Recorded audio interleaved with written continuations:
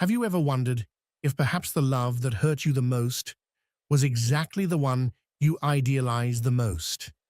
And if what you call suffering is in fact a secret call toward your awakening, could it be that the wound that reached you with such precision actually knew parts of you that you had not yet discovered? Until you make the unconscious conscious, it will direct your life, and you will call it fate. Carl Jung. There are pains that don't scream, they whisper. They don't leave scars on the body, but they open cracks through which the soul slips away. And if you've made it this far, maybe you know that kind of pain, the pain of having loved someone who seemed designed to fit your wounds, someone who, instead of seeing you, consumed you, someone who made you feel necessary and invisible at the same time. This is not a video about the narcissist, it's about you, the empath, that sensitive, intuitive figure that dissolves into others in the name of something we call love, but which is often nothing more than lack disguised as compassion. Here we will dive deep, not into cliches about toxic relationships, but into the depths of the unconscious, where the empath faces the cruelest mirror. The narcissist as archetype, as mythological figure that awakens ancient and sacred wounds. We will talk about transfiguration, shadow, symbolic death, and rebirth. Jung did not write of empaths and narcissists using those words, but his theory of archetypes, shadow, and individuation describes this path exactly. And it is this path that we are about to walk. Like someone walking barefoot across a field of mirrors, knowing some will cut, but others will show who you truly are. This is for the one who is tired of begging for love, for the one who gave everything and still felt empty, for the one who is finally ready to understand that healing is not about becoming who you once were, but about becoming who you always were before forgetting. Stay with me until the end, because what Jung reveals here is not only about trauma, it is about the final stage, the stage in which the empath ceases to be a victim and becomes a symbol. Have you ever felt that certain pains were not exactly caused, but revealed? Have you ever had the impression that someone entered your life not by chance, but as if sent by a force that knows no mercy? And what if I told you that what you called love was in fact an ancient ritual, an encounter between archetypes? Sometimes what we call destiny is only the language the unconscious uses to force us to grow, and in that invisible stage, few plays are as intense as the one that unites the empath with the narcissist.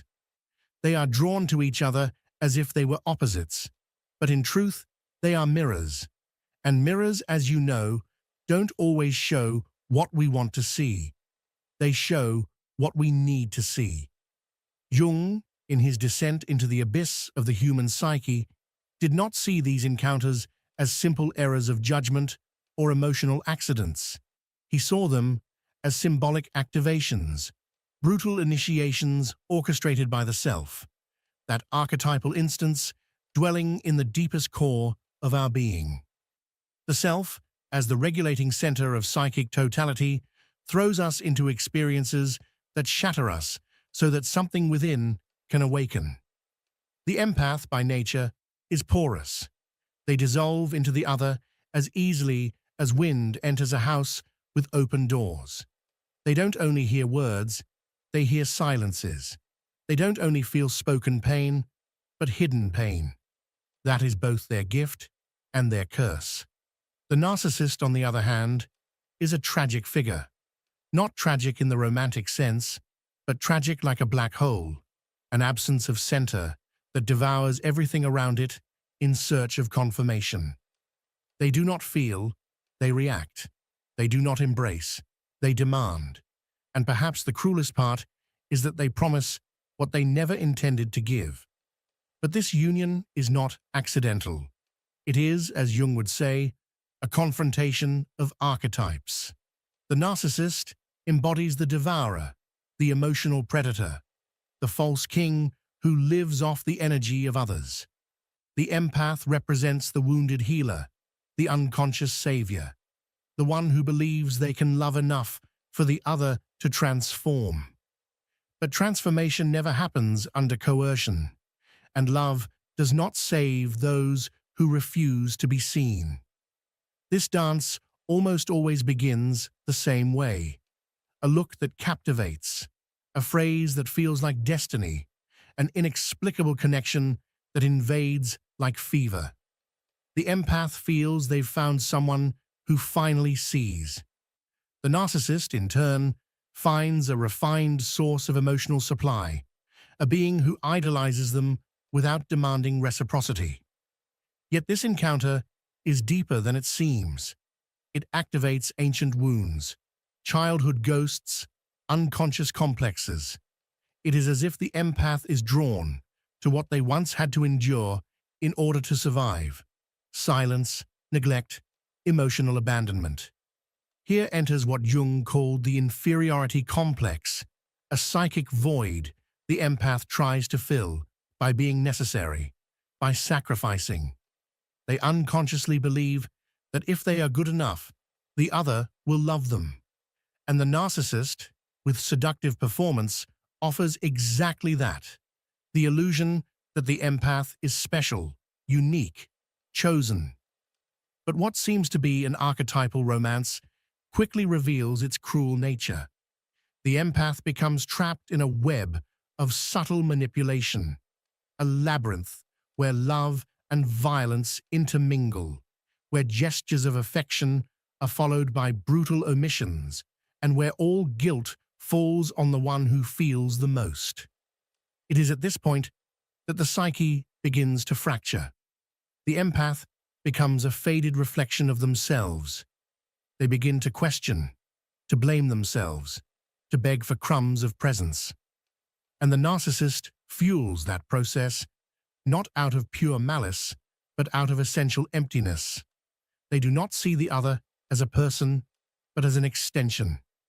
And extensions only serve as long as they function. Jung said that what we do not face in our unconscious reappears in our lives as fate. And that phrase resonates like an oracle for the empath, because that encounter was not random. It was revelation. The narcissist is the inverted mirror of the empath, a distorted reflection of their repressed desire to be the center, to be cared for, to receive, without having to save anyone. That is the secret wound of the empath. They don't only want to give, they want to be loved without effort, to be seen without losing themselves, to be the sun, not only the mirror. But admitting this feels like selfishness, like something forbidden. And so they project that desire onto the narcissist and try to heal what represents what they most fear in themselves. Here is where the script shifts, because the pain is no longer only emotional, it is ontological. The empath feels as though they are dying, not because they lost someone, but because they lost themselves, or perhaps because they never had permission to be whole. And that is the archetypal lesson. The narcissist, unknowingly, plays the role of the dark initiator. They force the empath to see themselves, to fall, to break, and if they survive, to be reborn. But rebirth is never immediate. It is preceded by the desert, by silence, by the darkness of the night of the soul. And it is there, when all seems lost, that a new voice begins to whisper. You no longer need to beg for what already exists within you. That voice is the self, the hidden center, the spark the empath tried to project onto another, the fire sought in someone else's eyes, but always dormant within their own chest.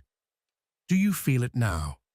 That faint vibration, almost imperceptible, that pulses when you stop chasing broken mirrors. That is the beginning of rupture, of freedom, of integration. And what follows is not the end of pain, but the beginning of the real. Now tell me, have you ever felt that you give too much and yet are not respected? It is not for lack of effort. It is because respect is not asked for. It is projected. And that projection begins with how you train your mind to remain cold and focused in critical situations. Many grew up with the idea of being good, being understanding. But that does not build strong people. It builds people who are easily manipulated. There is a model of mental self-mastery now being used by those who chose to stop pleasing and start imposing presence. The empath does not love lightly. They love excessively. They love until it hurts. They love until they vanish. They love as if the other were an altar to serve, a wound to purify, an abyss to leap into with eyes closed. But there is a cruel truth hidden in that devotion. The empath is often not truly loving the other. They are attempting to redeem themselves. And what they call love is nothing but a desperate attempt to be needed, to be chosen, to finally be seen. This is where illusion begins, because the narcissist knows it. They smell lack disguised as compassion. They recognize the pattern, the empath who needs to heal in order to feel worthy. And they offer exactly that, wounds. Wounds that never close, wounds that bleed just enough to keep the empath occupied. Jung affirmed that no one becomes enlightened by imagining figures of light, but by making the darkness conscious. And it is that darkness the empath avoids seeing within. By trying to save it in the other, they avoid it in themselves. The empath finds in the narcissist a pain that feels familiar, an empty gaze that recalls ancient absences, a rejection that resonates from deep places.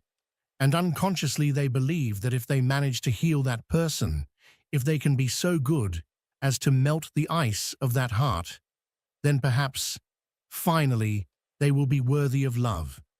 But the narcissist does not want salvation. They want supply. They want adoration. They want the empath to bow before their altar of vanity. They do not seek redemption. They seek control. And the more the empath gives, the more they lose themselves. It is a cruel mathematics. Giving increases, hope grows, but the return empties. The soul of the empath becomes a house full of mirrors, reflecting only the emptiness of one who refuses to be touched. And still, they persist, because they believe true love is endurance, is tolerance, is infinite forgiveness. But that is not love. It is attachment to suffering. It is emotional addiction, disguised as spiritual virtue. It is the illusion that enduring everything is the noblest way to love. It is not. Jung taught us that true healing begins when we confront the unconscious. And for the empath, that confrontation requires facing the hidden motivation that binds them to the narcissist, the fear of not being enough on their own, the fear that if they are not saving someone, they have no worth. Here the childhood wound screams, the ancient voice that learned love must be earned, that care only comes after effort, that the silence of the other is their fault. And so the empath spends a lifetime repeating that pattern, molding, giving, erasing themselves in the hope of finally being loved. But true love does not demand martyrdom. Love should never feel like a punishment. Yet the empath confuses depth with pain. The more it hurts, the more they believe it must be true love, as if suffering itself validated the purity of their feeling, as if only those who endure everything deserve to be loved in return. And the narcissist watches, manipulates, and offers crumbs calculated to the smallest detail. And I love you only when the empath threatens to leave. an unexpected display of affection after days of coldness, a sudden compliment that rekindles hope. It becomes a cycle, subtle and poisonous, where the empath clings to crumbs as if they were divine manna, and each time they are mistreated, they forgive. Each time they are ignored, they wait. Each time they are hurt, they justify. What they do not see is that they are drowning in an ocean where the other will never reach out a hand. Jung would call this archetypal possession, when an unconscious complex takes over the personality. In this case, the savior complex hijacks the consciousness of the empath. They no longer think clearly. They no longer feel with discernment. They no longer love with freedom. They love compulsively. And within that compulsion, they begin to lose themselves. First, the voice is lost, then the boundaries, and at last, the identity. Who are they without someone to care for? Without someone to rescue? Without another's pain to justify their existence? That is the great illusion. Believing love heals everything, when in truth, what heals is self-knowledge. The love that never returns, the love that dims you, the love that demands your silence. That is not love, it is prison. It is shadow disguised as light.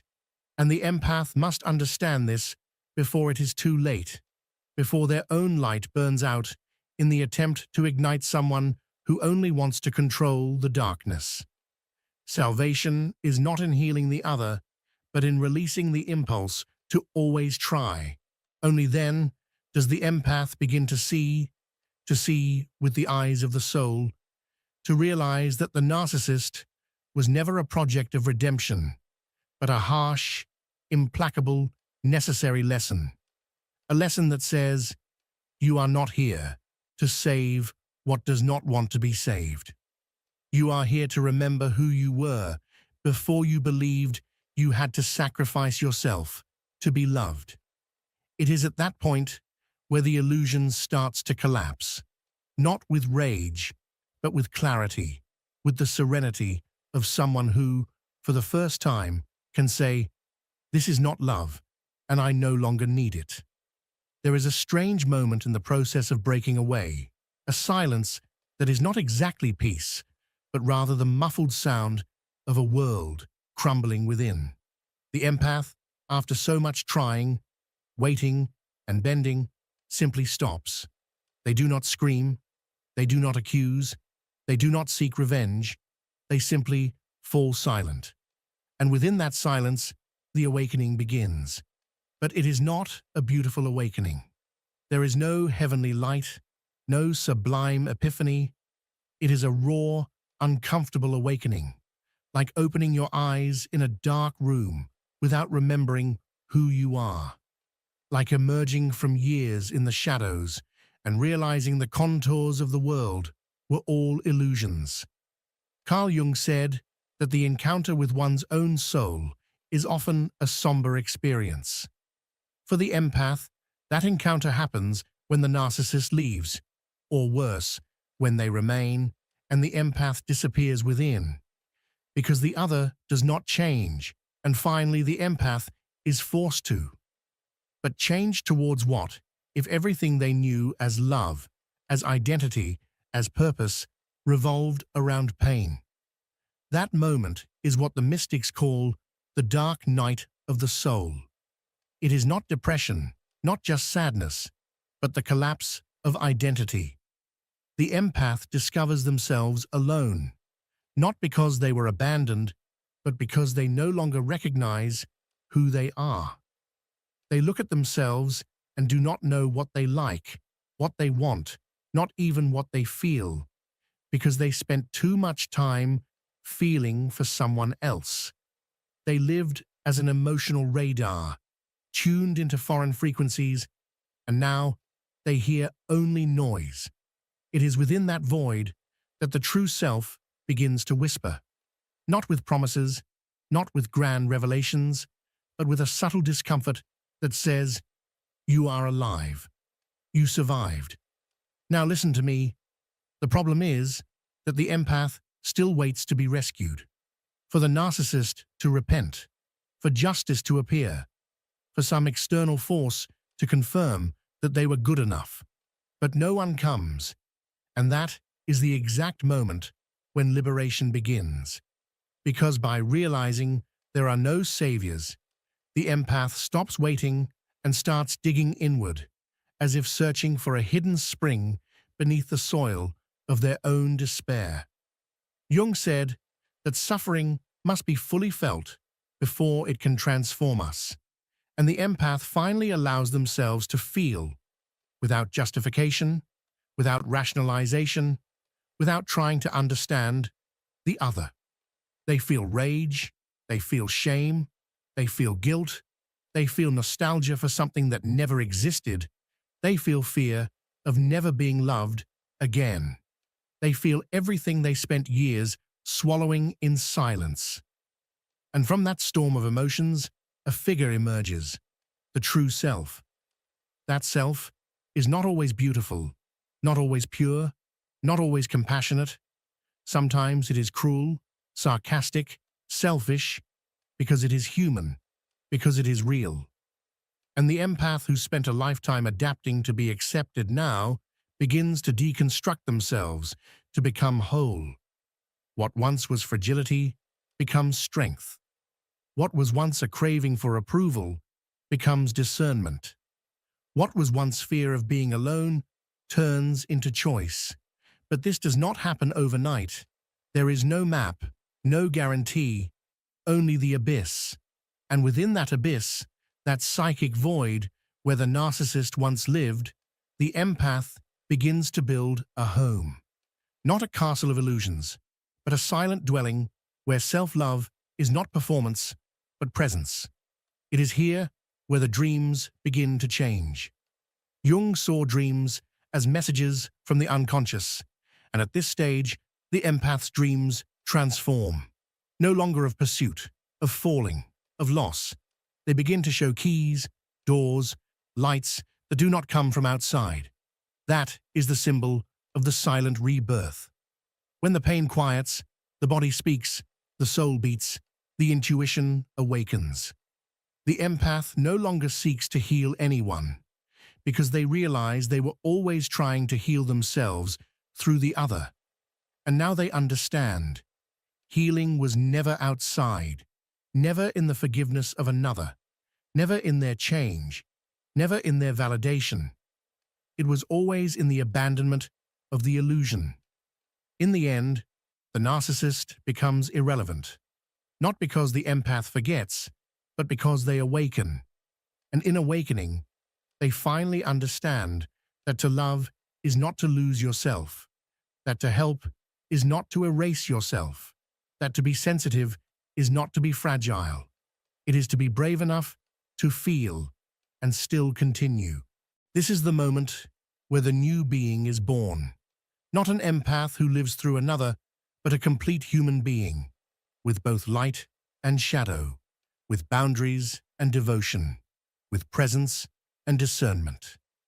And it all begins when the pain finally falls silent, and in place of waiting comes listening, listening to the self, to the soul, to the self.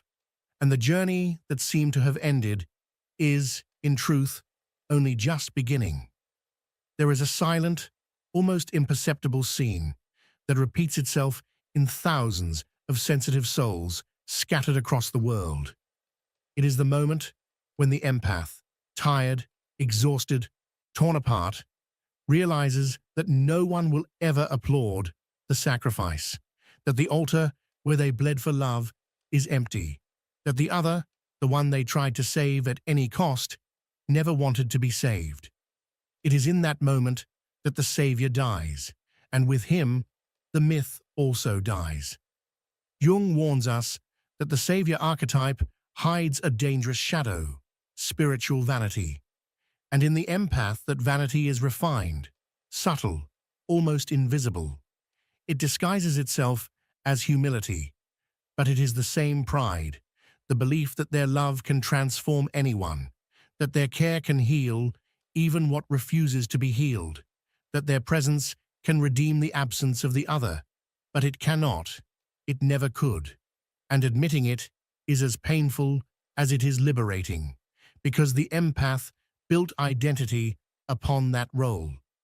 If I love enough, I will be needed. If I endure everything, I will be chosen. If I am perfect in giving, I will finally be seen. But that love has a cost, the soul itself. And when the empath begins to notice that the other does not change, that the suffering repeats, that pain has become a cycle, collapse occurs not only with the other, but within themselves, because the savior role begins to show itself as unsustainable. This is where the psyche begins to break secret pacts, those unconscious alliances the empath signed with suffering. I sacrifice, and in return, I will be loved. I accept pain, and in return, I will be seen. I endure abuse, and in return, I will give meaning to my existence. But the raw, cutting truth is that suffering is not a shortcut to love. It is only suffering. The empath needs to look with brutal honesty and ask, why do I insist on saving what destroys me? Why do I only feel alive when I am giving everything I have?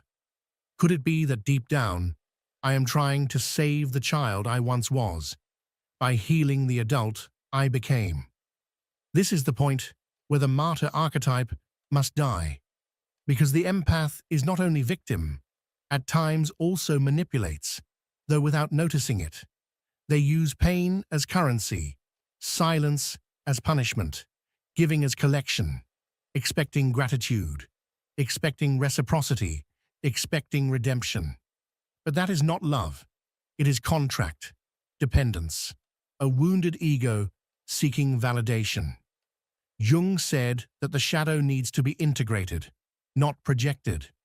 And here, the empath must find the courage to face their own shadow, to see that the desire to save the other was often a disguise to escape themselves, to see that loving too much can also be a form of control, that compulsive kindness may conceal a silenced fury. And when this is seen, when the realization comes that the savior role was a prison, something breaks. There are no fireworks, no mystical revelations, just a strange emptiness, as if a character had died inside. And it did. The character that needed to be perfect has died. The one who needed to be useful to feel worthy has died. The one who believed that loving the other was more important than self-love has died. It is a deep mourning because the empath not only loses the other, but an entire identity. Yet in that mourning begins birth. Jung described this process as individuation, the path where the ego ceases to be slave of unconscious complexes and begins to orbit around the self, the center of psychic wholeness. And here, something new begins to breathe. The empath, stripped of the savior's mantle, begins to recognize their own presence. They discover silence as source. They discover solitude as sacred space. They discover that they can say no and still be worthy of love. This is the awareness born from the death of the savior, the perception that being whole is more important than being good, that love demanding self-sacrifice is not love, it is penance. And true healing begins when saving stops and listening begins. It is not easy. The old impulse still tries to return. The temptation to give too much, to tolerate the intolerable, to believe the other will change.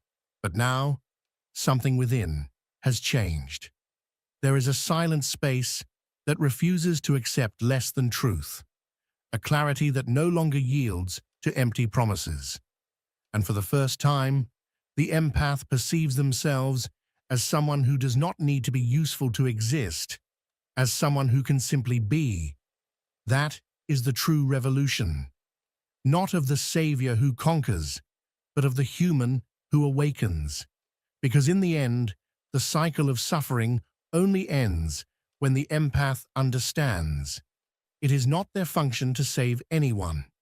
Their function is to live with integrity, with boundaries, with presence.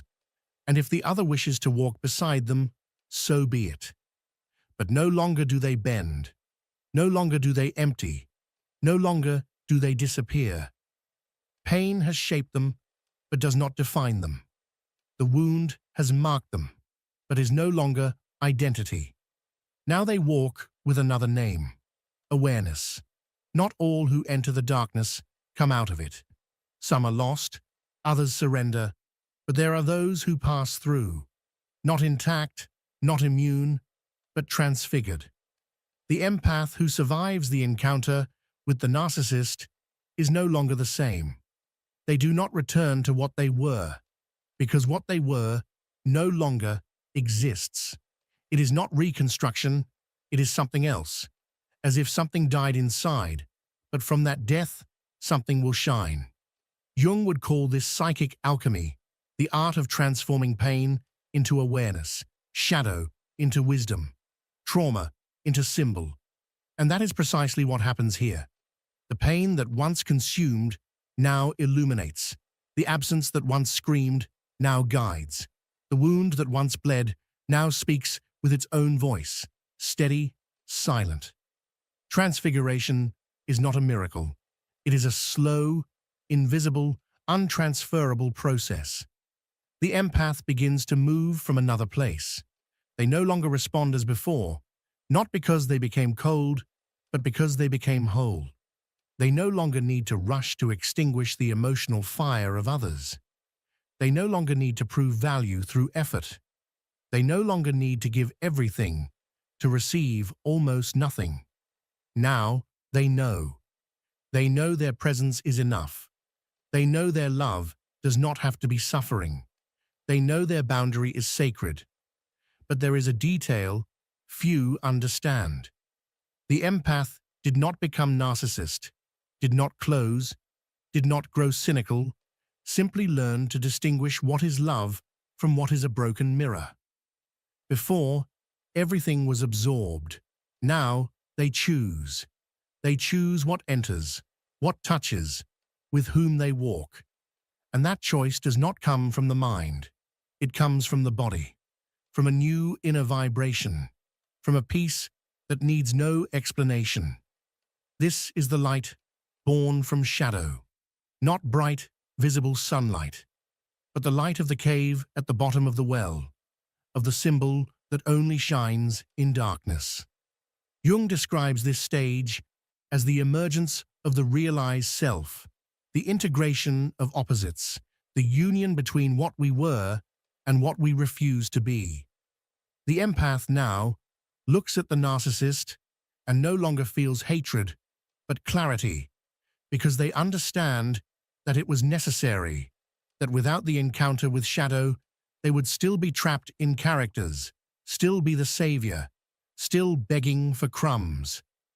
The narcissist, unknowingly, was the initiator, the dark portal, the crucible, and the empath was the alchemist. They passed through symbolic death, dissolved, and relearned to be. Now they feel compassion that does not annul, forgive without forgetting, love without losing themselves, and help without extinguishing. That is the mark of the true healer. Not the one who heals to be loved, but the one who heals because they are whole. The transfiguration is also physical. The body changes. The eyes become calmer, the voice softer, the silence deeper, and others perceive it. They feel it. Some move away, others draw near, but the empath is no longer hostage to the reactions of others. They observe as one who sees the world for the first time, without the fog of lack. And then the dreams change. Jung saw in dreams the map of the unconscious, and now the dreams show gardens, circles, open doors. That is the image of transfiguration. The empath becomes a flower among ruins, a flame that resisted the wind, a symbol of something that cannot be extinguished. And most beautiful of all, They do not consider themselves healed, do not believe themselves superior, do not glory in it, because they understand that true healing brings humility, not pride. They know they can still fall, can still be deceived, but now there is an anchor, a center, an axis, the self, the voice that says, "You are," even if no one sees you, even if no one chooses you, even if everything collapses. You are, and in that being the empath finds freedom, no longer as reflection, but as source, no longer as martyr, but as presence. He crossed the mirror and discovered that on the other side there was no one else. It was himself, whole, improbable, unbreakable. In the end, it was never about the narcissist. It never was. It was about you, about how much of your light you surrendered to illuminate the path of someone who never intended to walk beside you, about how much of your soul you reshaped just to fit into a love that always demanded more, but never returned the essential, reciprocity. The empath who reached this point is no longer the same one who entered this labyrinth. He carries scars, yes, but they are sacred marks. They are inscriptions carved into the psychic flesh that declare, "You went through the darkness and you did not lose yourself." Carl Jung said that individuation is the process of becoming who you truly are. And now, perhaps for the very first time, you are no longer trying to please, to heal, to conquer, or to deserve. You are simply being, and that in itself is sacred. The shadow is still there, but you know it, and because of that, it no longer frightens you. The narcissist may appear again, but now you recognize the pattern and you smile, not with arrogance, but with awareness. You already dance that dance, and you do not need to dance it again. That is the real end of the road, not when the pain disappears, but when it no longer dominates you. You are no longer the reflection, you are the flame. I had to live this in order to write these words, and I confess, it took me years to understand that I never needed to keep saving the one who was drowning me. There was one night in particular. I was alone after another empty conversation, another painful excuse, another drop of hope shattered on the floor. I sat on the bathroom floor, and for the first time, I did not cry for anyone else. I cried for myself, for everything I had forgotten to feel, for everything I endured in the name of a love that never truly existed. There, on the cold floor, I heard a silence, but it was not the silence of loneliness. It was the silence of the self, whispering, "Enough." This video is my way of reaching out to those who are still at the bottom of the well, not to pull them out, but to tell them, you can climb out, and when you do, you will not be the same. Thank you for making it here. Thank you for allowing these words to touch something inside you. If it touched, if it hurt, if it resonated, then perhaps you too are ready to let the Savior die and allow the true self to be born. Now I am going to break the fourth wall. You there, empath, in the middle of the night, with the light of your phone shining on your face, thinking this was just a video. Know this, it was a ritual, and you just crossed a portal. Going back is now difficult, but moving forward will hurt less. So leave a comment below. I am no longer the reflection. I am the flame. Just so we can recognize each other in the crowd. Give this video a like if it hurt you in a good way. Share it with that person who still has not understood that to love does not mean to extinguish oneself. And if you have not yet subscribed to the channel, do it now before the narcissist returns under another name. In the videos appearing here on the screen, there are more mirrors, but be careful. Some show who you are, others show who you have not yet dared to become. Go. The journey did not end. It only changed form. Your greatest source of power is being drained every single day. You were made to believe that sexual freedom is the same as masculine strength, that displaying desire constantly is a sign of vitality, that your identity must be defined by the endless pursuit of sexual pleasure. But let this be absolutely clear. This idea was not born naturally from within you. It was implanted deliberately and strategically, like a broken compass, guiding your most precious energy away from its true potential.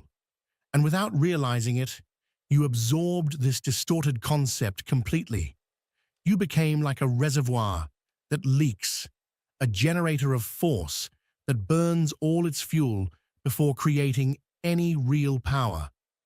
What is truly devastating is that they convinced you that preserving your vital energy equals repression, that redirecting your sexual force is the same as denying your very nature, that any form of containment represents a kind of death of the mind. Have you ever asked yourself why such a universal conditioning exists? It is because a man who is endlessly pouring out his life energy in search of immediate gratification never gathers enough strength for a creation that could transform reality. As long as his energy runs horizontally, his mental empires remain unbuilt. As long as he chases fleeting pleasures, he loses the opportunity to develop a singular, higher purpose. And here, we arrive at the crucial point. For what Carl Jung discovered contradicts almost everything that modern culture glorifies. You do not need to erase your sexuality. What you need is to transform it, to practice an inner alchemy that redirects this power. Modern civilization has built its dominant narrative around a basic mistake, that sexual freedom is equivalent to mental freedom. Jung saw this as perhaps the most effective prison of the mind, precisely because the prisoner believes it to be liberation. The modern man is bombarded daily with images, messages, and ideas that reinforce a dangerously simple equation, that his worth as a man and his life's purpose are measured by his ability to attract and conquer sexually. This obsession with the most basic form of vital energy creates a consciousness that is always outward-focused, seeking approval, pursuing achievements that have no purpose beyond themselves. What makes this prison especially dangerous is that it appears to be free choice. Unlike older times, when sexual prohibition was imposed and obvious, today's culture encourages uncontrolled desire under the disguise of personal freedom. Jung noted that we merely traded one form of domination for another, possibly even more harmful, because it is harder to see. The man who believes he is acting on his own free will by constantly chasing sensual pleasure does not realize how carefully orchestrated this pursuit has been by external forces interested in keeping his mind divided and directed downward. Modern brain science confirms what Jung intuited decades ago. Every time we chase immediate sexual pleasure, especially through artificial stimuli such as pornography, we reinforce neural pathways that begin to dominate our entire mental process. The male brain, designed to react strongly to sexual imagery, becomes reprogrammed when it is constantly exposed to unnatural levels of stimulation. This neurological shift manifests as greater difficulty maintaining focus, less willpower for projects requiring long-term effort, and diminished satisfaction with real-life connections. What is especially alarming is how this fixation on the lowest form of vital energy obstructs natural psychological growth. Jung understood that sexual energy is simply the most basic expression of a much greater force, the totality of vital energy. When this energy is trapped in its primitive form, the higher dimensions of the mind, intuition, abstract creativity, deep symbolic thought, fail to fully develop. The man remains mentally adolescent even as the years pass, locked in endless cycles of stimulus and response that barely evolve from childhood behavior. This immature state often hides beneath the cloak of sexual conquest, which in reality masks a profound emotional dependency. Jung saw the contrast clearly. Men who appear to be very successful sexually often reveal deep insecurity and a constant need for validation.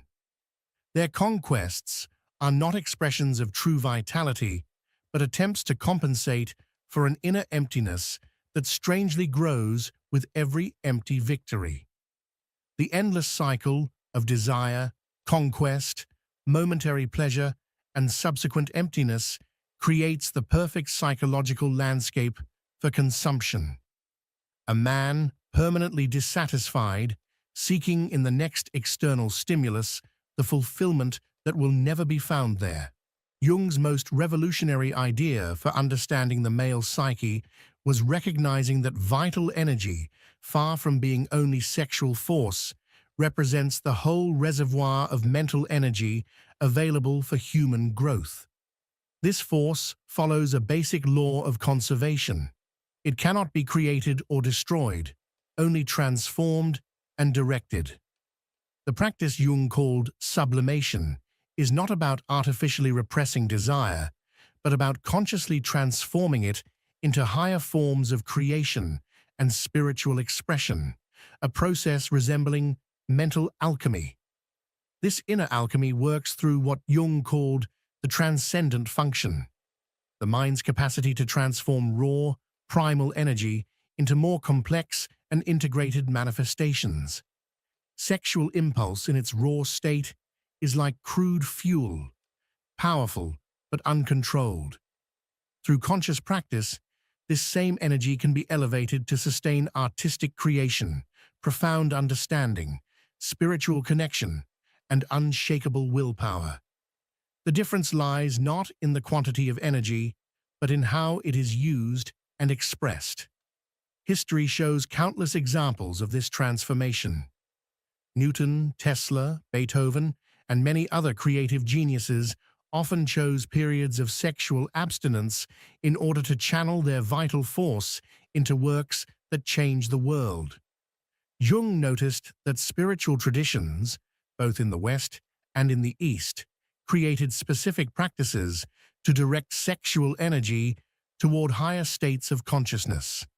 What distinguishes these practices from mere repression is that they do not deny sexual force, but instead consciously redirect it through structured techniques.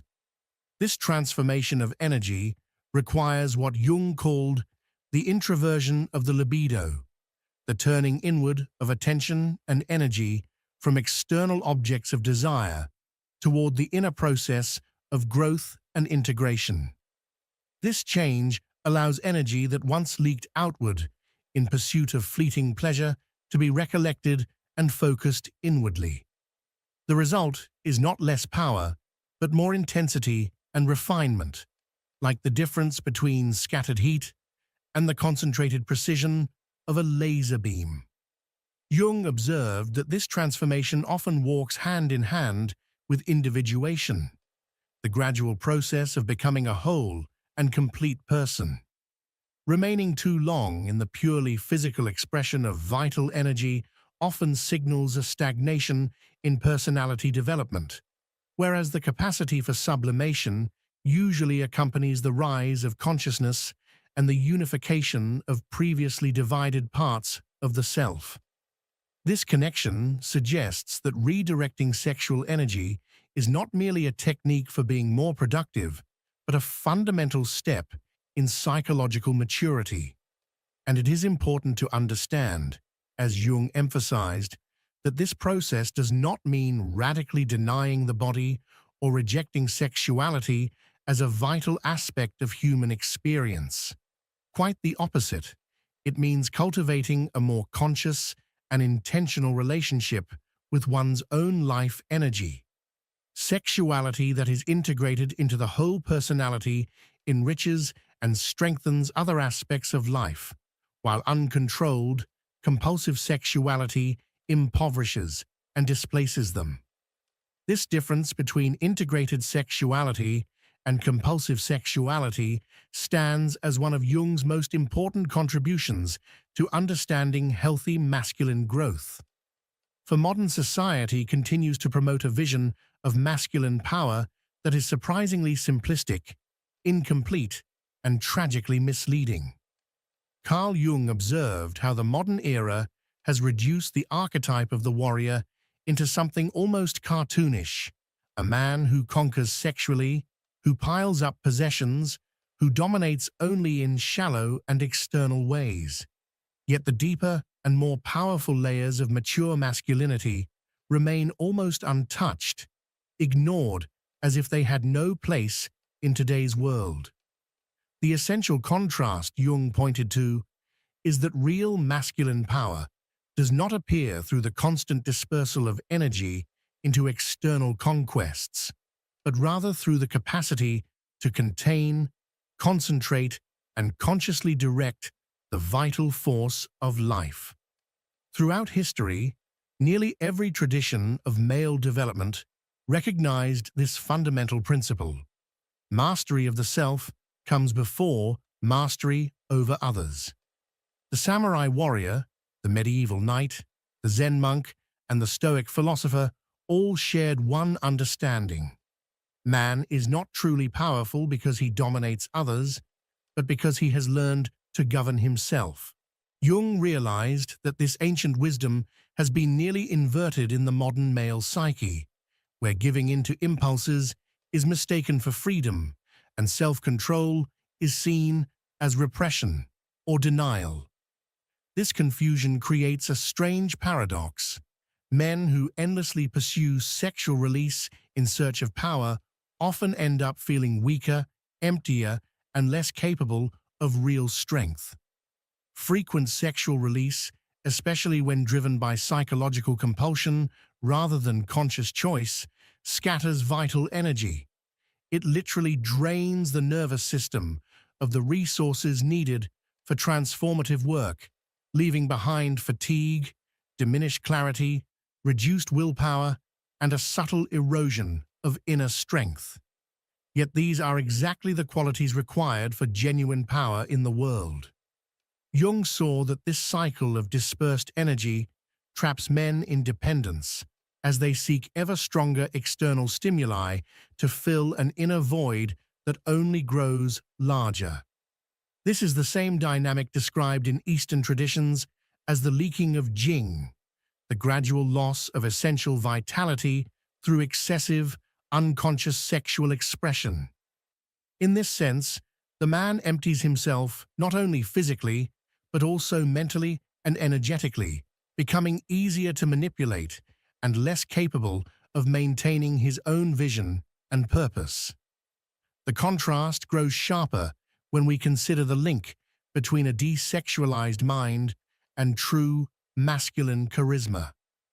Contrary to the common belief that male attraction comes from constant sexual pursuit, Jung noted that men who develop the capacity to transform their energy often radiate a unique magnetism that transcends ordinary physical attraction. This magnetism arises from concentrated vital energy, which, when not endlessly scattered, builds an unusually strong and impactful mental presence. Figures like Gandhi illustrate this principle clearly. His vow of celibacy coincided with the blossoming of an extraordinary charismatic force. His presence carried both intensity and receptivity at once. Unlike the model of masculinity that celebrates aggression and conquest, the power that comes from a desexualized mind is a synthesis of firmness with receptivity, a balance Jung linked to the healthy integration of the anima, the inner feminine principle, within the masculine psyche. Through this inner union, a man gains purpose and clarity while also developing intuition and adaptability. a combination far richer than the one-dimensional masculinity promoted by modern culture. A man who has mastered this inner alchemy reaches a paradoxical state. By becoming less ruled by his sexual impulses, he becomes more genuinely strong in every aspect of life. This was the great secret Jung uncovered, one that overturns mainstream narratives of masculinity and power. True masculine freedom does not lie in constant indulgence of impulse, but in the ability to refine raw energy into higher, more creative and impactful forms. Across history, there has always been a nearly invisible lineage of men who mastered the art of transforming energy. Rarely did they openly reveal their practices, yet the civilizational impact they left proves the extraordinary potential of consciously directed vitality. They form a kind of silent brotherhood of inner alchemists, living examples of the process of becoming a whole man. Nikola Tesla is a striking example. His inventions quite literally lit up the modern world, and he deliberately chose celibacy in order to reserve vital energy for creative work.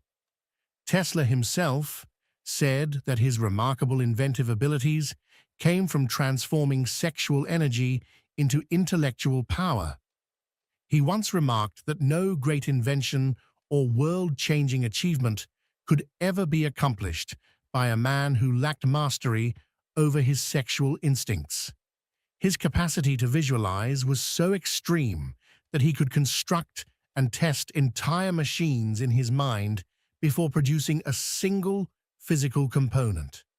Jung saw this as an extreme case of creative genius fueled by transformed vital energy. Isaac Newton, often considered the greatest scientific mind in the West, also practiced strict sexual conservation.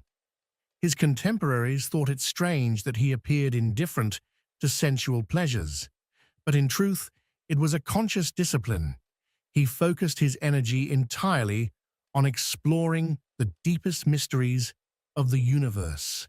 His ability to sustain concentration on complex problems, working relentlessly for days at a time, revealed the extraordinary power of thought available when vital energy is not continuously drained. In the spiritual domain, Mohandas Gandhi stands out as a particularly powerful example of this inner alchemy.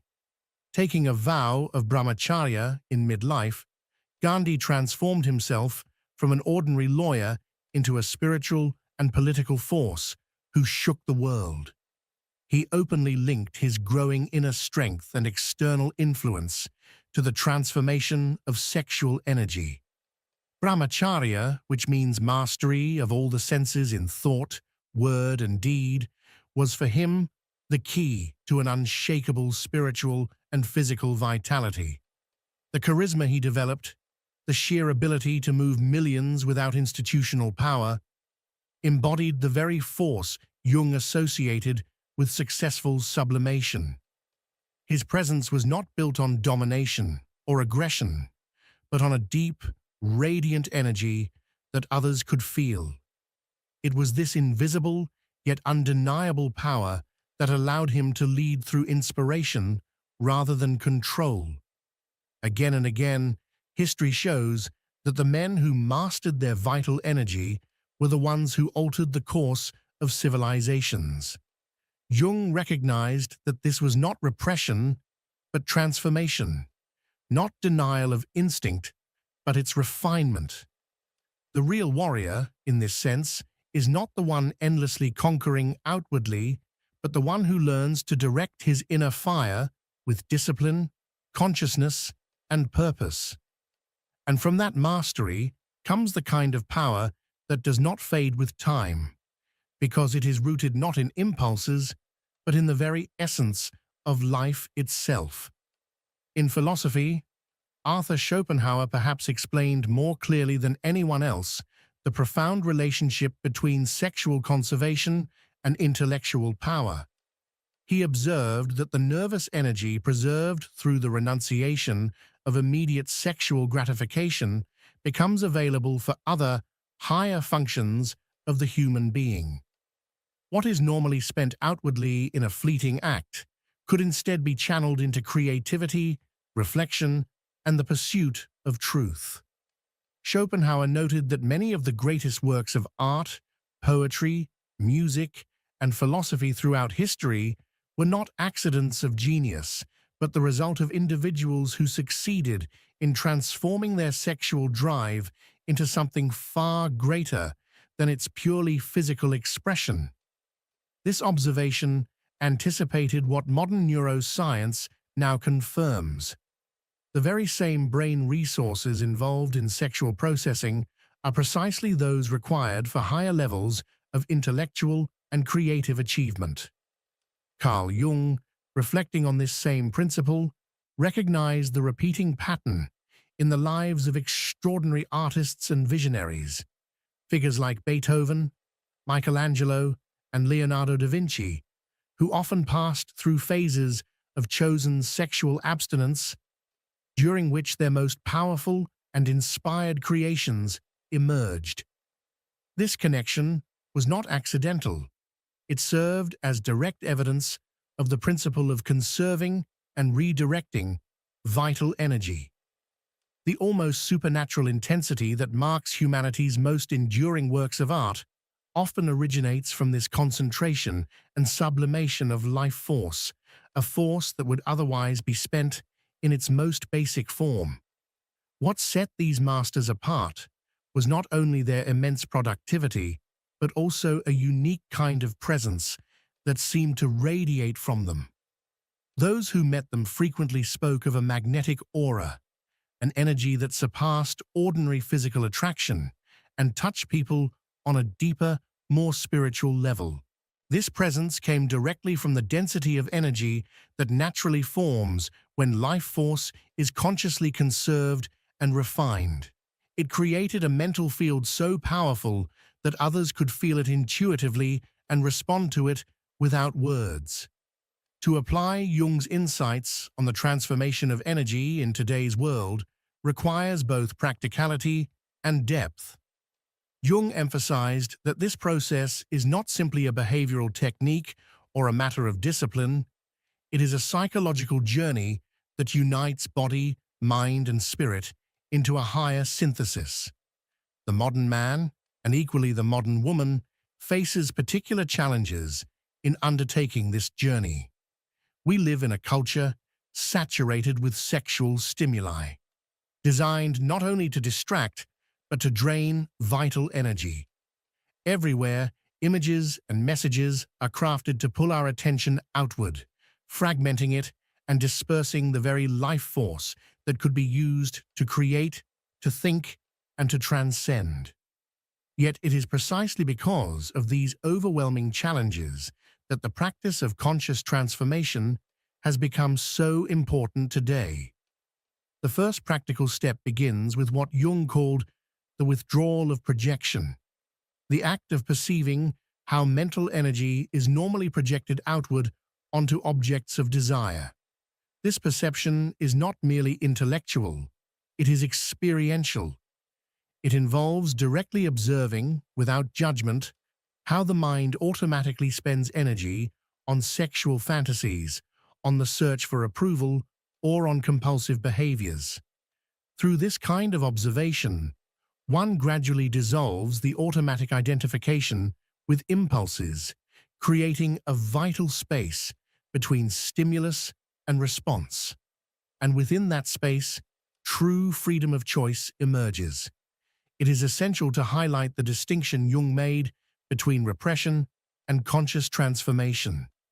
Repression occurs when natural impulses are denied and forced into the unconscious, where they continue to act as hidden, often destructive forces. Transformation, by contrast, begins with fully acknowledging the impulse, followed by the conscious redirection of its underlying energy. This difference is absolutely crucial.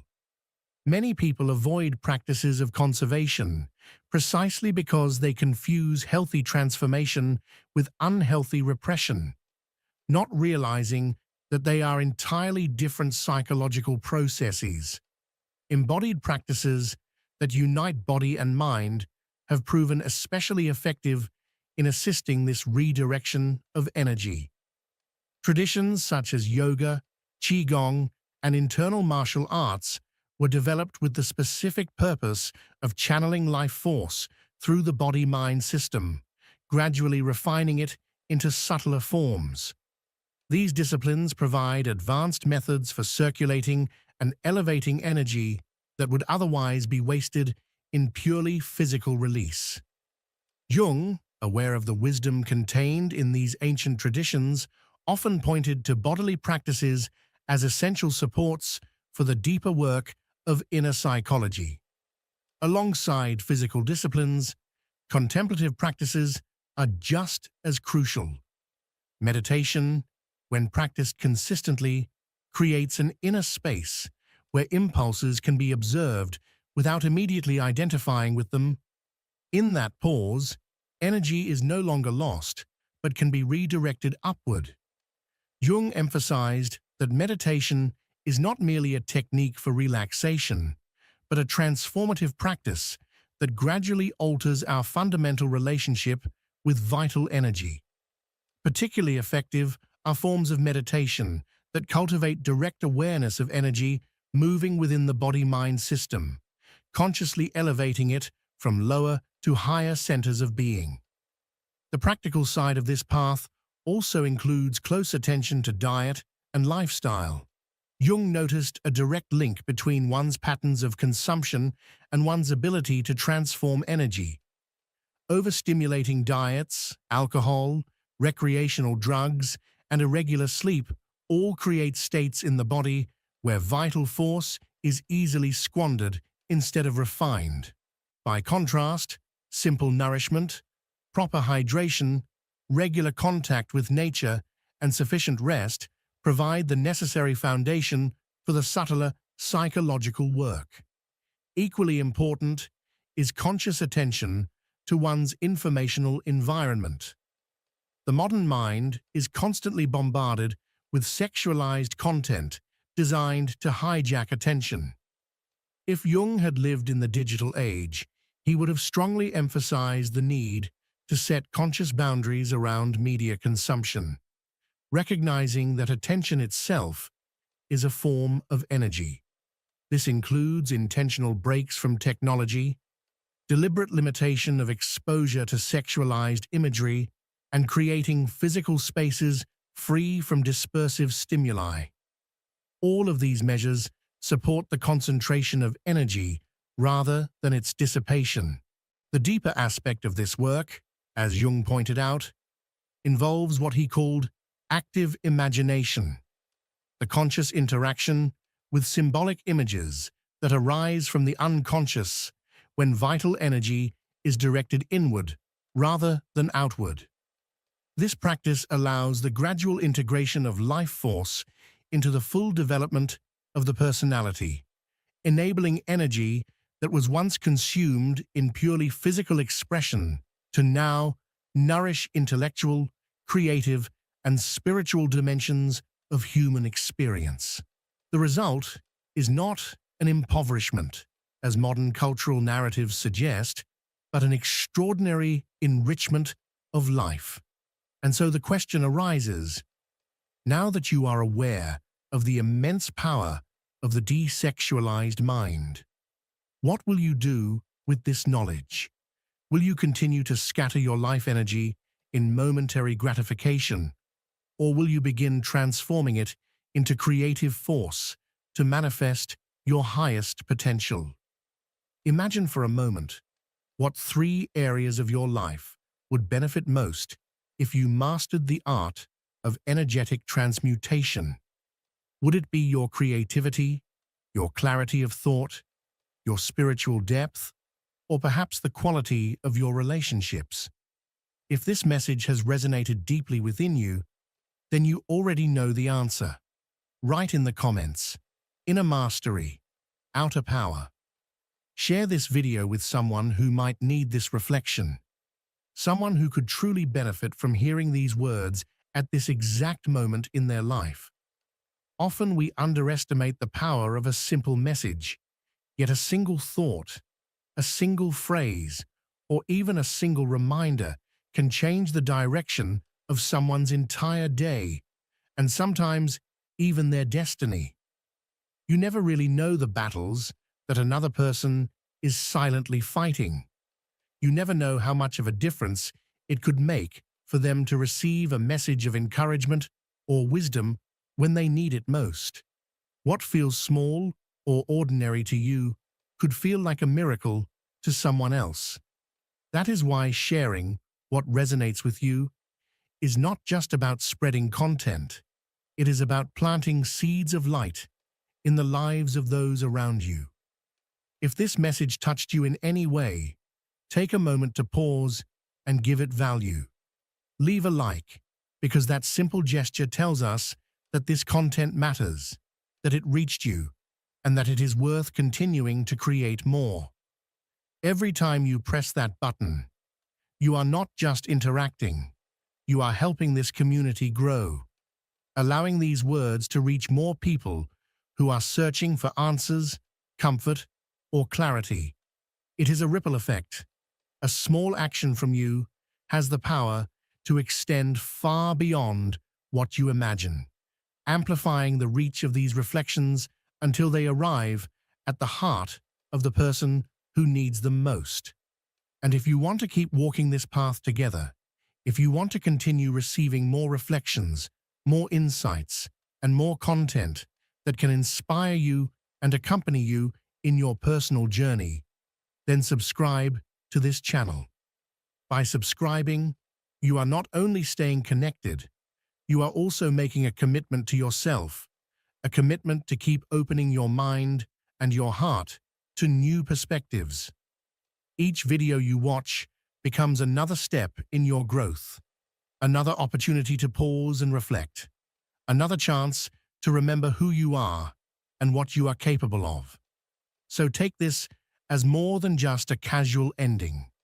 Think of it as an invitation to keep building with us, to keep nurturing your own awareness, and to remain open to the wisdom that life is constantly trying to show you. We will meet again in the next video, where we will continue exploring ideas that awaken, reflections that heal, and truths that guide. Until then, carry this message with you. Share it with those who might need it, and never forget that every small action of light you take today can transform someone else's tomorrow. Why is it so easy for the world to label as weakness what is, at its core, pure sensitivity? And what if what you repressed your entire life was actually the source of your strength? How many of us have been lost trying to protect others from ourselves? The one who looks outward dreams, but the one who looks inward awakens. But what happens to the one who looks inward and finds a battlefield? There is a silent pain that few manage to name, the pain of feeling everything, all the time. The sensitive soul does not only hear what no one says, it carries what no one sees.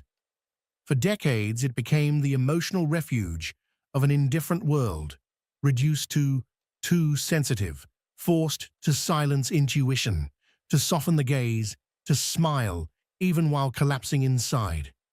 But something is changing. A quiet fury is emerging in the shadows of the sensitive soul. It is not revenge, it is return. This is not a story of overcoming.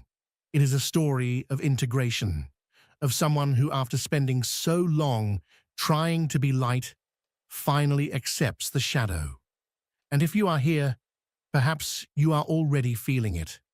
The exhaustion of always being the good one, the disgust toward those who only appear when they need something, the clarity of realizing that your empathy was used as a currency of manipulation. This is not about defending yourself, but about being reborn, about transforming the gift of feeling into a silent force, about stopping being a doormat and becoming solid ground where no one steps again. This is not for everyone. This is for those who are tired, for those who endured abuse in silence, who picked up the pieces of others while bleeding inside. For you, who feels that something within no longer fits in the old body. Prepare yourself. This is the beginning of your return. Imagine growing up in a world where silence feels safer than truth, and gentleness is mistaken for weakness. The sensitive soul is born at war with its own nature. From early on, it learns that feeling too much is inconvenient. If it cries, it is dramatic. If it perceives what no one says, it is imagining things. If it senses something strange in the air, it is called paranoia. It becomes someone who reads tension before words ever appear. Over time, this sensitivity turns into constant fatigue, not from effort, but from carrying weights that never belong to it. Such a psyche lives outside the social order, not because it rejects society, but because it is organized under a different code, a code of depth. In a world that rewards ego, manipulation, and performance, sensitivity becomes a system error, like advanced software running on obsolete hardware. And so psychological exile begins. There is no land, because it feels too much everywhere. There is no language, because it translates what others cannot even feel. It observes, memorizes, adapts, yet always feels out of place.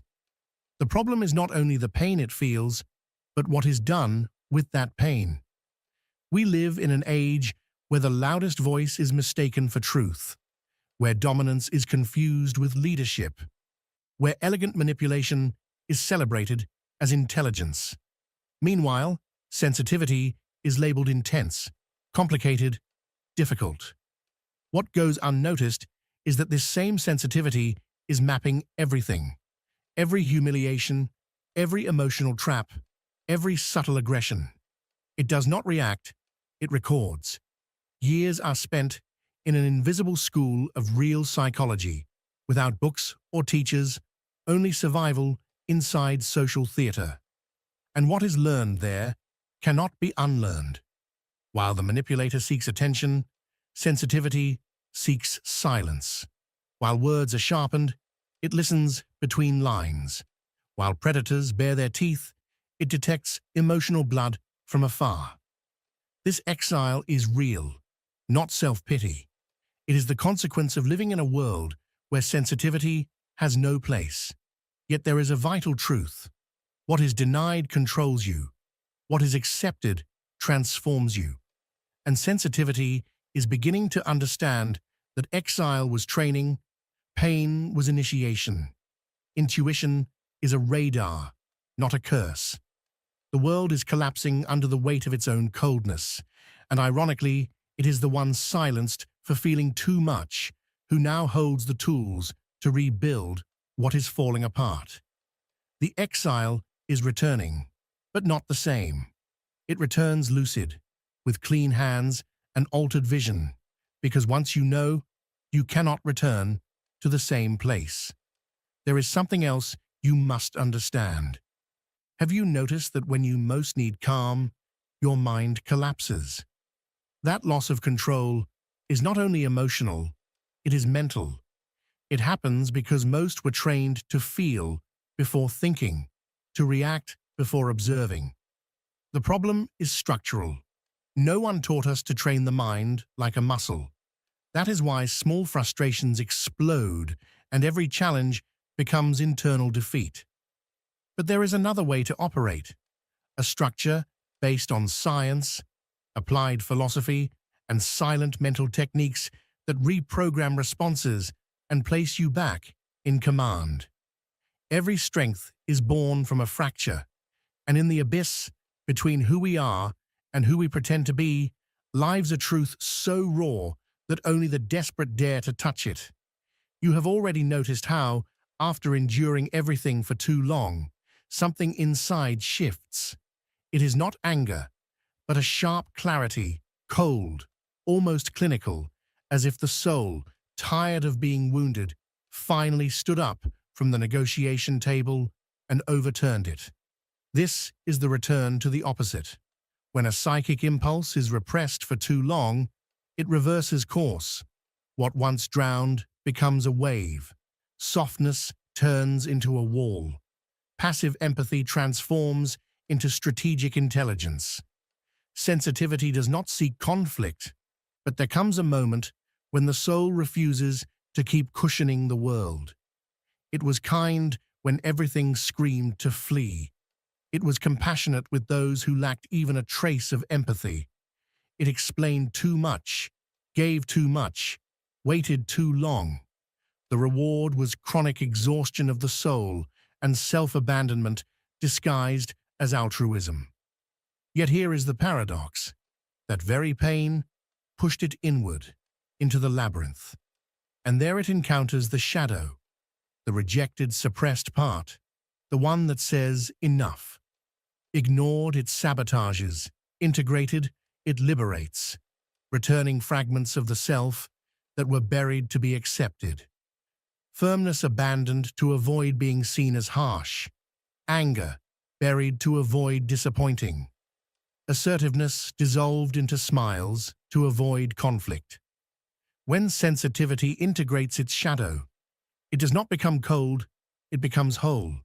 It does not become cruel, it simply stops sacrificing itself for those who would never carry even a glass of water in return.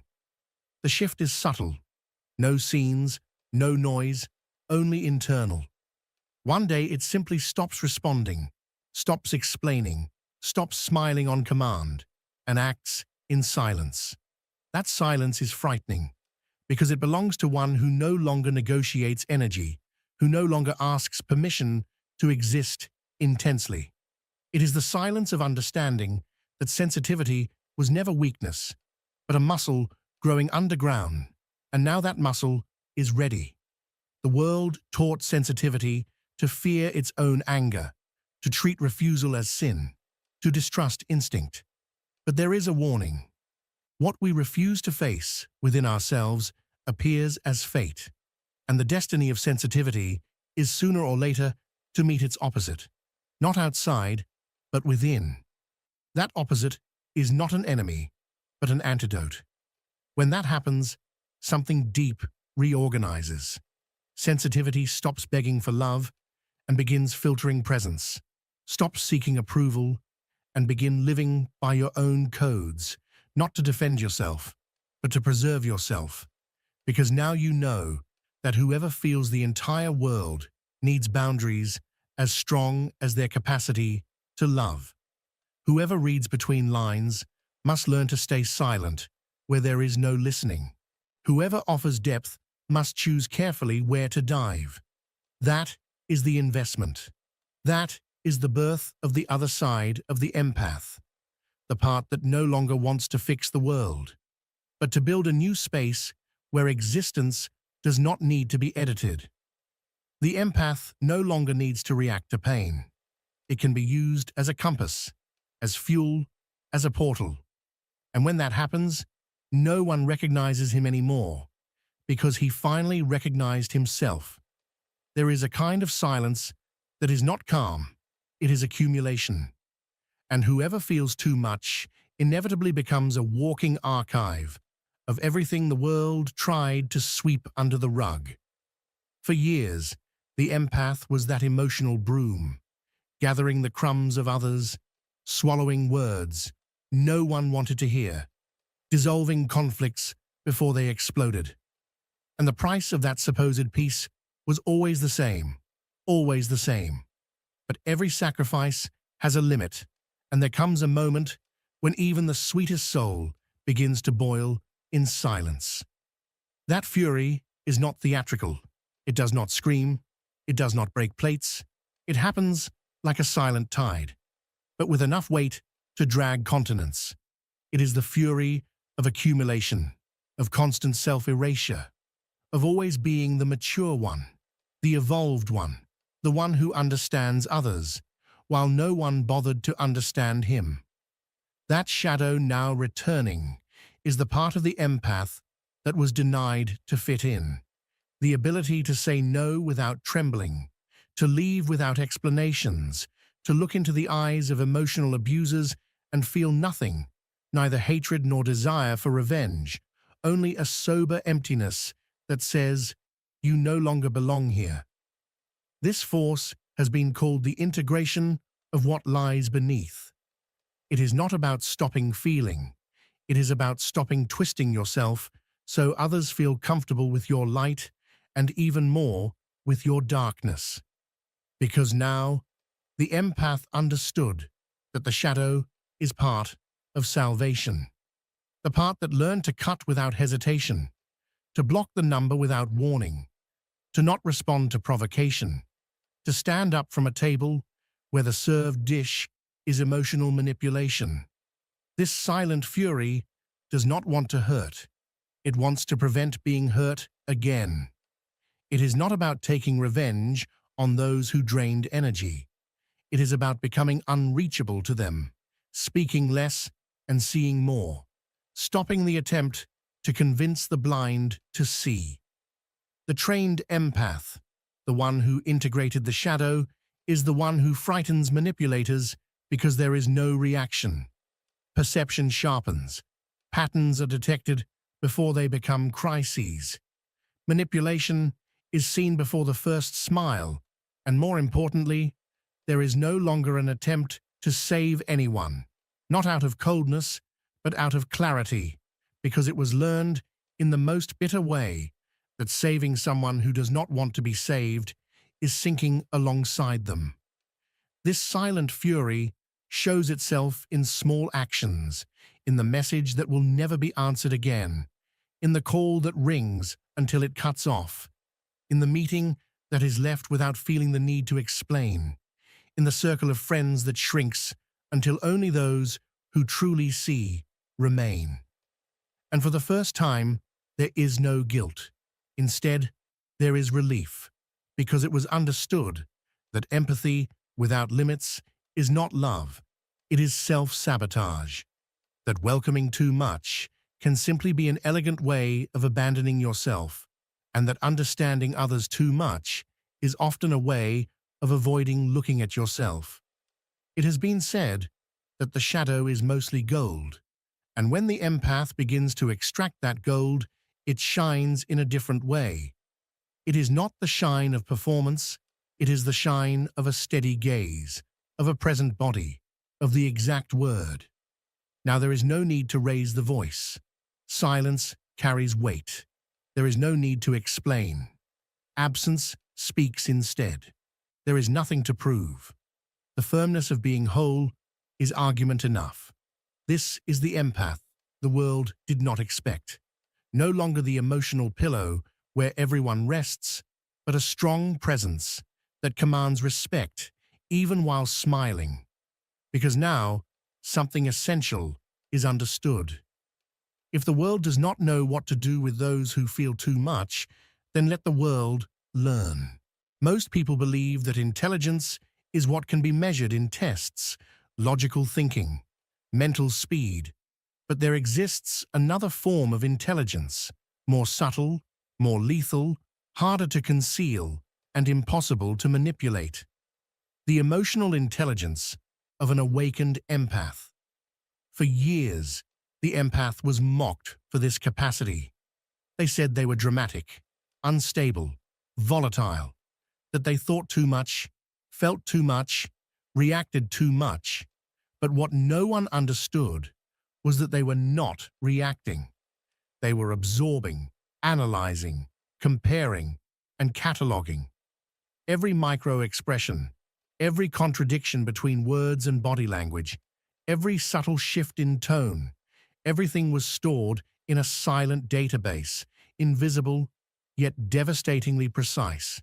The empath, the one many saw as fragile, spent years as a secret agent of the inner world of others. While manipulators boasted about winning arguments, the empath studied the battlefield. While charm was used as a mask, the empath identified the patterns behind the illusion. The world never realized what it was creating when it chose to underestimate someone who felt too much. The psyche works as a living system, driven by symbols and deep emotions. And the empath learned, in their own way, how to navigate that system, not by choice, but by survival. Imagine spending an entire life anticipating when someone is about to explode emotionally, learning to read the atmosphere through silence, knowing exactly who pretends to value you, and having to smile back to keep the peace. That level of constant reading sculpts a sharp mind. It is not just sensitivity, it is sophisticated emotional engineering. And when the empath stops using that power to please and begins using it to protect themselves, they become almost illegible to ordinary eyes, not because they hide, but because they no longer need to expose themselves.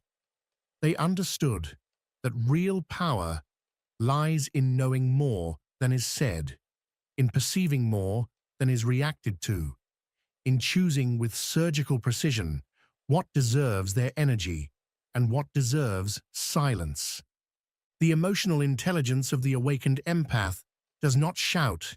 It cuts with a gesture, with a look, with a withdrawal without explanations. And that disarms any manipulator, because every tactic of control needs a reaction to work, and the empath no longer grants it. The manipulator attempts the familiar moves: victimhood, sarcasm, guilt. The empath does not buy it. They observe, respond with presence, but not with emotion.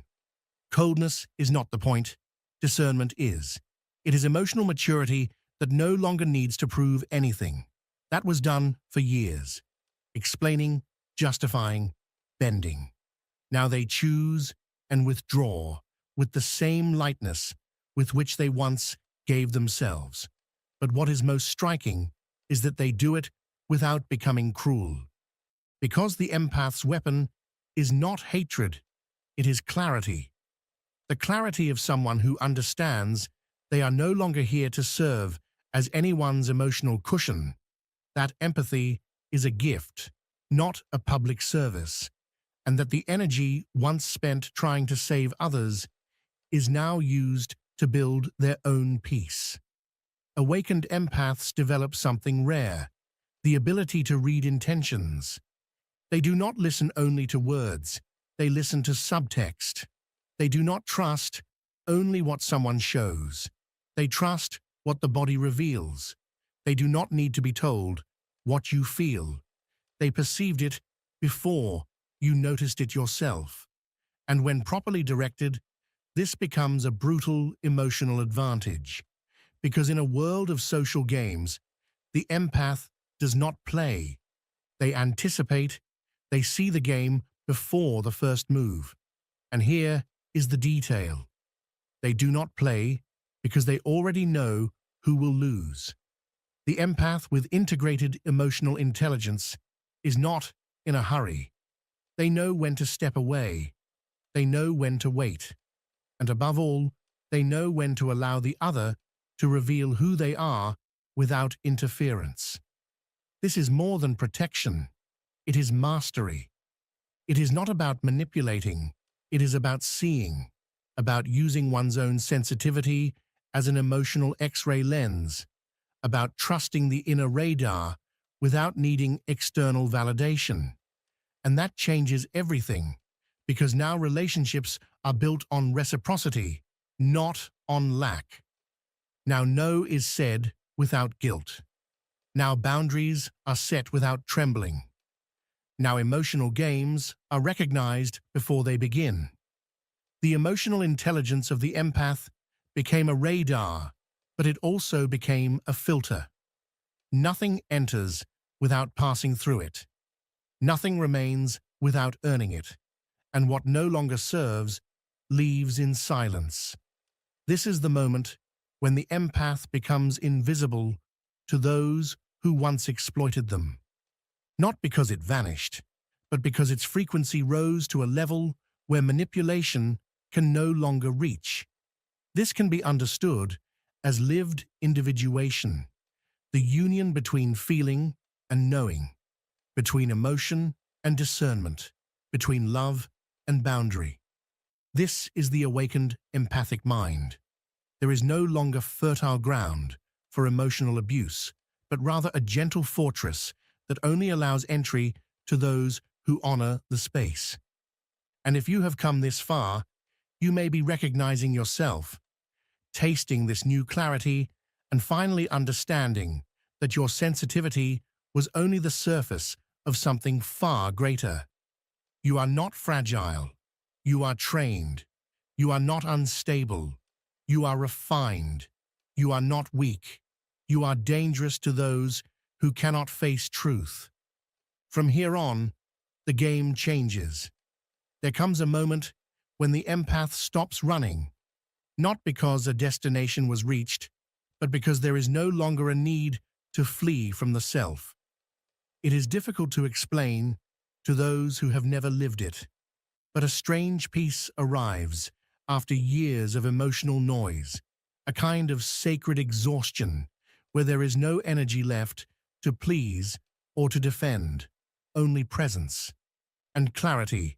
This is the process of becoming who one truly is, without masks, without projections, without the need for external approval. And when an empath reaches this state, something essential shifts.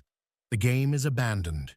The game of manipulative silences, half-truths, veiled demands, the game of roles, the rescuer, the mediator, the one who understands both sides, the game of walking on eggshells, of translating the emotions of others, of emotionally mutilating oneself to fit into narrow places.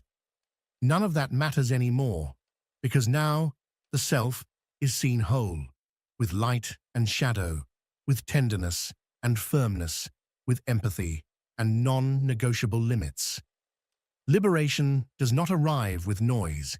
It arrives with the simplicity of a no spoken, without trembling, with silence in the face of passive aggression, with the absence of explanations for those who never wanted to understand, with the refusal to repair what was never a responsibility. It is at this point that manipulators lose, not because they were defeated, but because they were dismissed, ignored, erased from the emotional radar of the empath. For such personalities, there is no greater pain than becoming irrelevant.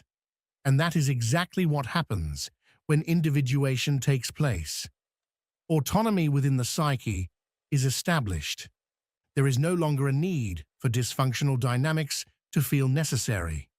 There is no longer nourishment from the idea that at least someone depends on you. Now self-sufficiency exists. The difference is visible. Before, the empath carried the weight of trying to save everything. Now there is silence in the gaze, a clarity that commands respect without effort, an energetic field that repels what does not resonate.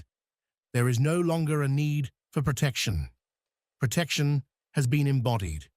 When the shadow is integrated, it becomes an ally, and that is what is revealed here.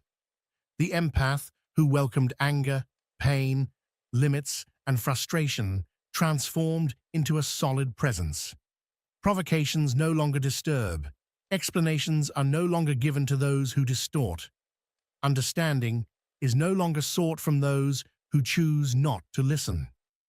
The game ended because the empath no longer plays, no longer negotiates values, no longer bargains time, no longer trades energy, and all of this without becoming cold. Love still exists, feeling still runs deep, but now it is known that love without reciprocity is servitude, that empathy without discernment is self-sabotage, and that remaining in toxic environments is often a refined form of emotional self-destruction. Liberation for the empath is not escape, it is elevation. It is leaving the scene without drama, because the realization came that true victory is not being accepted, but being faithful to oneself. There is no longer a need for an audience. No need to prove goodness or fairness or understanding, because goodness that must be proven is servitude. Compassion that never returns is a prison. And love that demands your identity as an entry fee is not love, it is barter. The liberated empath no longer fills the voids of others.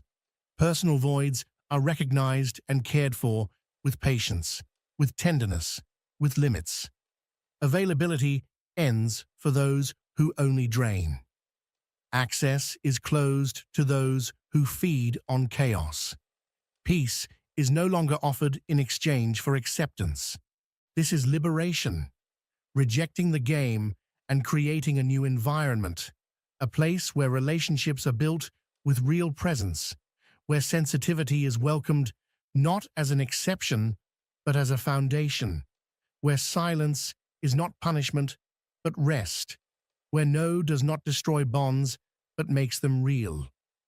And the most beautiful part of all, the empath no longer seeks revenge. Distance is desired, not victory. Peace is chosen, not war. Truth is preferred, not performance. Being matters more than explaining. Do you recognize this calm that arrives after the storm, not as comfort, but as rebirth? This is the end of the game, but the beginning of life. A life where you no longer need to be half, where you no longer shrink to fit, where affection is no longer begged for, where sensitivity becomes guidance rather than guilt, and where the shadow finally becomes light that no one can extinguish again. Did you notice it? At some point, in the middle of pain, doubt, and the feeling of being too much for the world, awakening began. It did not come with shouting or speeches. It came through discomfort, through that persistent sense that something was wrong. Not within you, but within what the world expected you to be. There was no desire to be strong, only to be understood. But misunderstanding trained you. Solitude refined you. Pain expanded your emotional reach. And what others called fragility was only the surface of a silent power. Becoming conscious was described as a painful task, and perhaps that is why so many give up, because the cost is high. It costs relationships, it costs reputation, it costs the version of ourselves that fit into other people's expectations. But what happens when the price of staying the same becomes higher than the fear of changing? That is where the return begins. The return of the empath is not revenge, it is transfiguration. It does not come back demanding respect, it simply stops accepting disrespect, and that alone is revolutionary. Now you know it. Empathy is not an invitation to be exploited. It is sacred territory, and not everyone deserves to step on it. Sensitivity is not weakness. It is a form of intelligence that the world is still learning how to name. And the silence you carry is not passivity. It is choice. You stopped reacting. Now you perceive, you understand, and you decide. You no longer run to put out emotional fires. You simply observe, and if necessary, you walk away without guilt, without explanations. You understood that not everyone deserves an explanation, that peace is worth more than being right, that kindness cannot be a bargaining chip, and that love, when it demands your own destruction as proof, is not love, it is manipulation. And if no one told you this before, hear it now. You have the right to leave, to cut ties without ceremony, to say no with firmness and without remorse, to prioritize yourself, to be whole, even if that makes you difficult in the eyes of those who are used to your diminished version. And most importantly, you have the right not to return. Because sometimes evolving means leaving the cycle and sealing the door with silence. The return of the empath is not toward the world that wounded them. It is toward themselves. toward the body, the mind, and the soul that were abandoned while trying to fit into places that were never home. Now they are home for themselves and for anyone who knows how to respect that sacred space. Perhaps you recognize this moment, the quiet hours, the stillness, the weight that settles not because of one single act, but because of countless small concessions made over time. Things you let slide, moments where you stayed silent, parts of yourself you gave away in the name of peace. And then something shifts, not anger, but clarity, a strange, almost mystical feeling of finally meeting yourself without emotional masks, without performance, just truth. Maybe you have already lived your breaking dawn. Maybe you are living it now. If so, remember, this is not the end. It is your individuation knocking at the door. And if this message reached you in one of those moments, thank you for existing, for feeling, and for not giving up on yourself, even when the world tried to make you forget who you are.